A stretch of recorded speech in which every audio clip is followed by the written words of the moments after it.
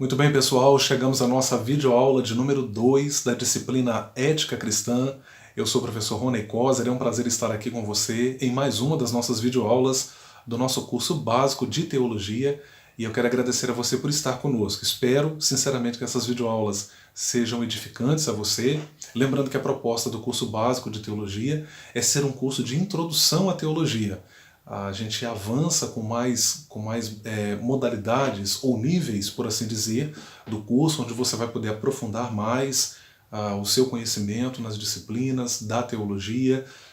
Mas nesse momento, o nosso trabalho introdutório é dar para você o instrumental necessário para que você possa começar a aprofundar a sua pesquisa, o seu conhecimento das disciplinas teológicas. Na primeira videoaula, nós vimos o que é a ética e os fundamentos da ética cristã, e também entendemos o que é a ética cristã. A ética cristã vista como um tipo específico de ética, né? Uma ética alicerçada na palavra de Deus para orientar a vida da igreja. Nesta segunda videoaula, nós vamos falar sobre a ética vista na Bíblia, ou seja, a Bíblia como um livro que é fonte de ética. Esse é um assunto muito presente nas Escrituras. Aqui, naturalmente, eu tenho um cuidado muito sério, um cuidado muito grande, no sentido de não tornar anacrônica a minha abordagem desse assunto. A gente não pode olhar para a Bíblia e achar que na Bíblia a gente tem a ética pensada nos termos em que nós conhecemos hoje, um assunto amplamente desdobrado, pesquisado, muita coisa escrita sobre ética, enfim. É claro que quando eu falo de a ética vista na Bíblia, eu estou pensando no aspecto de conceitos, no aspecto comportamental, de conduta, de moralidade. A gente tem muito disso na Bíblia, tá? Eu não estou pensando a Bíblia como um manual de ética cristã como nós conhecemos, como nós elaboramos hoje nos nossos dias. Eu estou pensando de maneira seminal, né? Nesse sentido, a Bíblia como uma fonte a partir da qual nós construímos o conceito de ética cristã, a disciplina em si, e avançamos com os desdobramentos dessa área de pesquisa. Eu trago aí uma fala do D.J. Burrell. Ele vai dizer o seguinte: o Deus da Bíblia e nenhum outro pode satisfazer as necessidades humanas. Seu código moral atravessou durante séculos as chamas da controvérsia, mas não ficou nem mesmo com cheiro de queimado. É só uma forma do autor dizer o quão atual é o texto bíblico em termos de orientações para a moralidade, para a vida, para as escolhas éticas que nós devemos fazer. A Bíblia, ela continua sendo o nosso manual de fé, de prática, de conduta, é o nosso manual que nos orienta na relação com Deus e na relação com o próximo. Para falar dessa presença do assunto ética na Bíblia, o primeiro ponto que eu vou destacar é que o próprio Deus é um ser ético. Ou seja, o próprio Deus ele tem uma forma de se relacionar com a humanidade que é ética. Ele age com ética, mesmo que acima dele não haja ninguém, mesmo que ele não esteja sendo observado por alguém que esteja acima dele. Deus ele tem uma conduta ética inerente. Isso me faz lembrar um texto de Paulo, quando ele escreve a Timóteo, e quando Paulo está falando da fidelidade de Deus, ele vai dizer, olha, Deus não pode negar a si mesmo, ou seja, é o que ele é. Deus é assim, Deus age dessa forma porque ele é dessa forma. Isso é muito interessante para evocar a ideia de ética, porque ser ético não é simplesmente agir politicamente correto. A ideia não é essa. A ideia não é... E Dwight Lyman Moody, o famoso evangelista do século XIX, ele vai dizer que caráter é aquilo que nós somos no escuro. Então a ideia de ética cristã aqui é no sentido de um conjunto de valores, de preceitos que eu voluntariamente trago para a minha vida e assumo como uma escolha pessoal para viver. Então eu escolho não adulterar, eu escolho não mentir, eu escolho não desviar aquele dinheiro, mesmo podendo fazer aquele desvio, eu escolho não usar aquela verba pública porque eu sei que é imoral a utilização daquela verba pública, eu escolho não falar mal de outra pessoa porque eu quero ser assim, eu quero me conduzir de modo ético. Então é muito interessante a gente pensar que Deus ele age com uma conduta santa, e você tem aí, inclusive, eu estou colocando na tela para você as virtudes ou os atributos, perdão, a palavra mais adequada aqui é atributos, né? Na sistemática a gente trabalha com esse termo atributo, é muito recorrente, os atributos divinos que evidenciam justamente essa eticidade de Deus. Então Deus ele tem bondade, ele tem amor, ele tem misericórdia, pode ser definido aí como graça, paciência. Ele é um Deus santo, ou seja, que abomina o pecado, que abomina a injustiça social, que abomina a falta de perdão, que abomina o ódio, que abomina a imoralidade sexual, que abomina outras formas de pecado, porque ele é santo e ele também pede que nós sejamos santos. Então veja, o nosso Deus, outro atributo, é um Deus de paz, ou seja, um Deus de ordem. Isso pode inclusive ser visto ou refletido na criação que ele, perdoe-me aqui pela redundância, na criação que ele criou. Deus é um Deus reto, retidão é um atributo de Deus, também o zelo e também a ira. É claro que a ira aqui, como atributo divino, não é a ira como nós entendemos no aspecto humano, que em geral ela é resultado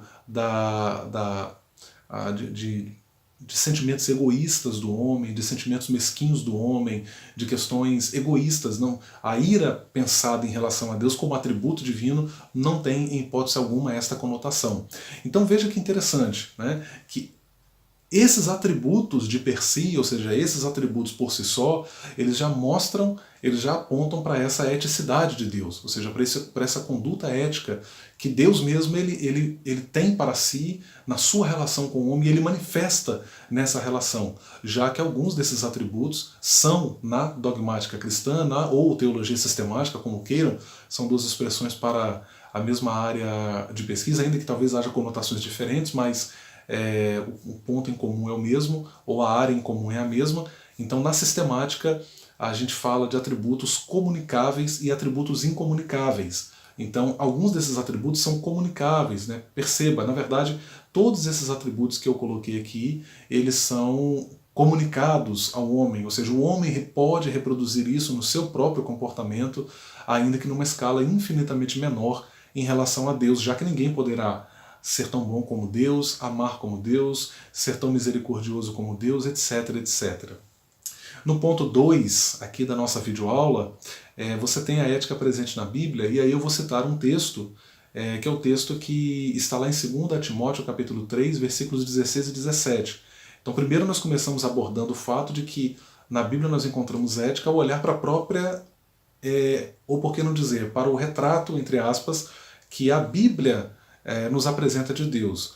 No segundo momento, você percebe que em várias ocasiões os textos bíblicos estão chamando os leitores a uma conduta ética. Em 2 Timóteo 3, 16 e 17, nós temos lá o apóstolo Paulo escrevendo a Timóteo. Ele vai dizer que toda a escritura é inspirada por Deus e útil para o ensino, para a repreensão, para a correção, para a educação na justiça, a fim de que o homem de Deus seja perfeito. Preste atenção ao final do texto. A fim de que o homem de Deus seja perfeito e perfeitamente habilitado para toda boa obra. Então veja, conduta, ação concreta na vida. Essa é a ideia da ética na Bíblia. No ponto 3 da nossa segunda videoaula aqui, nós falamos sobre a ética bíblica face à ética secular. O cristianismo se sobressai, dado o seu elevado código ético. Os preceitos ensinados por Jesus em alguns aspectos vão totalmente contra os nossos impulsos naturais. Nenhum outro código moral se assemelha à Bíblia nesse aspecto. Então é interessante que as exigências que Jesus faz, aliás, quero até já dizer aqui de partida, as exigências que Jesus faz naquele texto lá de Mateus 5, capítulos 5 a 7, esse texto é o principal texto do Novo Testamento quando o assunto é ética cristã. Esse é o texto o texto do qual nós não podemos desviar o olhar.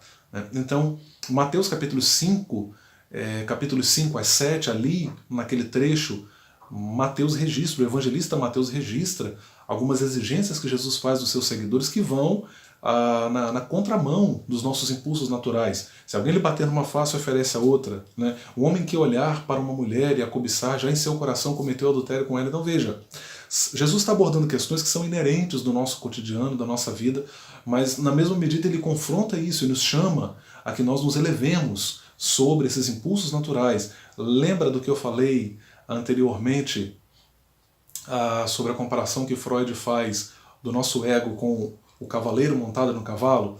Então, o que Jesus está fazendo é isso, claro, de modo muito mais profundo, de modo muito mais significativo, ao nos chamar a uma conduta ética que esteja acima, ou seja, nós não somos seres movidos por impulsos, mas nós nos conduzimos com amor, com graça, com sabedoria, perdoando, tolerando, tendo paciência. O segmento de Cristo requer isso de nós. Gálatas 5:22 é um texto importantíssimo também e faz eco ao ensino de Jesus ali em Mateus capítulos 5-7. E para finalizar então aí a nossa segunda videoaula, eu trago um texto que diz assim: não é fácil ser o diferente, mas é justamente o que Jesus quer de nós. Que sejamos diferentes para fazer a diferença com o nosso comportamento e padrão ético. É claro que isso aqui acabou sendo levado, essa ideia de ser diferente no movimento evangélico acabou sendo levada a extremos, né? E criou-se uma ideia de isolacionismo social, relacional e eu diria até religioso, no sentido de que nós não dialogamos com outras pessoas. Eu posso não me sentir à vontade para participar de um culto lá no Espiritismo, mas eu posso, como cristão, dialogar, conviver com espíritas, respeitá-los, amá-los, e conviver com eles de modo saudável. Então não é essa ideia que eu estou evocando, né? Esse isolacionismo social, a ideia de que eu encontro uma pessoa que tem problemas morais e eu me afasto, eu me isolo, não.